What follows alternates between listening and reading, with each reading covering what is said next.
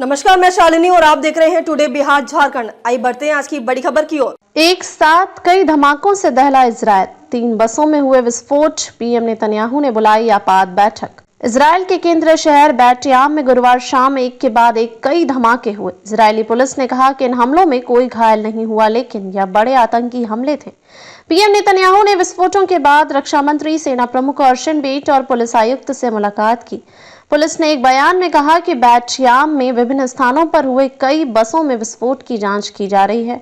हमलों में किसी के हताहत होने की सूचना नहीं। इजरायल के प्रधानमंत्री बेंजामिन नेतन्याहू ने गुरुवार को तेल अवीव के करीब बसों पर विस्फोटों के बाद वेस्ट बैंक में गहन ऑपरेशन करने के लिए सेना को निर्देश दिया, जिसे नेतन्याहू के कार्यालय ने बड़े पैमाने पर हमले का प्रयास बताया। किसी के हताहत होने की सूचना नहीं है। विस्फोट डिपो में बसों में हुए थे और वे खाली थीं। इजरायली पुलिस ने कहा कि तेल अवीव के बाहर 2 इजरायली उपनगरों में 3 बसों में विस्फोट हुए थे और 4 विस्फोटक उपकरण पाए गए थे। स्थानीय मीडिया ने बताया विस्फोटक डिपो में बसों में हुए थे और वे खाली थीं। बयान में कहा गया कि संदिग्धों की तलाश के लिए बड़े पैमाने पर पुलिस बल तैनात किया गया है।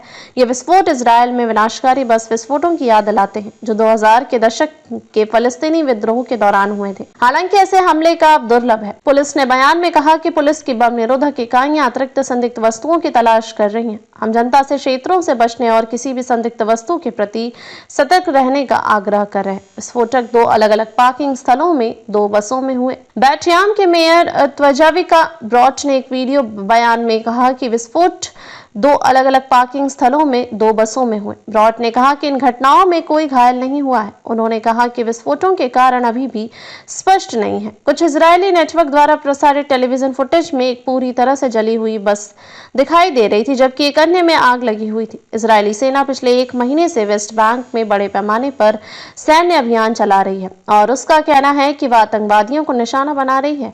वेस्ट बैंक के शरणार्थी शिविरों में हजारों फलस्तीनियों को अपने घर छोड़ने के लिए मजबूर किया गया है, जबकि घरों और बुनियादी ढांचे को ध्वस्त कर दिया गया है। हमास इजरायल के बीच युद्ध विराम कायम। 16 महीने की युद्ध के बाद फलस्तीनी आतंकवादी समूह हमास और इजरायल के बीच गाजा में नाजुक युद्ध विराम के बीच बस विस्फोटक हुए। इजरायल और हमास द्वारा उल्लंघन के आरोपों के बावजूद 19 जनवरी को लागू होने के बाद से युद्ध विराम कायम है। गुरुवार शाम इजरायल के बैट याम में हुए बस विस्फोटों ने सुरक्षा चिंताओं को और बढ़ा दिया है। भले ही इस हमले में कोई हताहत नहीं हुआ, लेकिन इजरायल के आंतरिक सुरक्षा तंत्र के लिए एक बड़ी चुनौती है।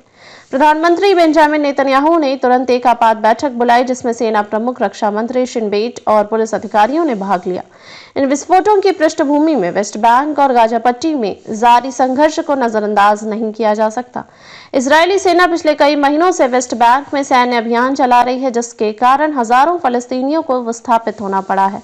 ऐसे में हमला इजरायल की सुरक्षा नीतियों को लेकर गंभीर सवाल खड़े करता है। विशेषज्ञों का मानना है कि इस घटना से इजरायल की आंतरिक राजनीति और नेतन्याहू सरकार की नीतियों पर प्रभाव पड़ सकता है। वहीं वैश्विक समुदाय भी इस पर अपनी नजर बनाए हुए है। यह देखना महत्वपूर्ण होगा कि इजरायल सरकार आगे की कार्रवाई के तौर तरीकों पर क्या फैसला लेती है।